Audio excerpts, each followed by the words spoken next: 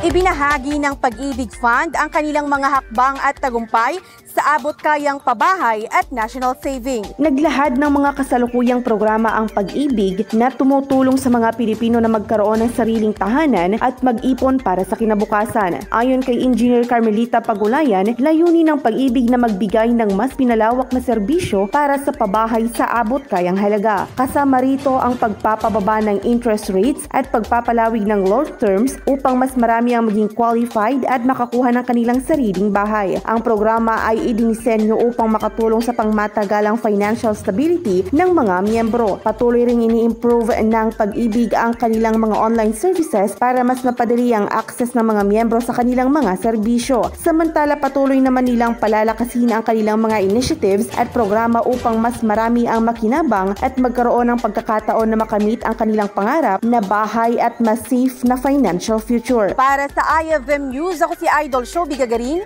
Idol!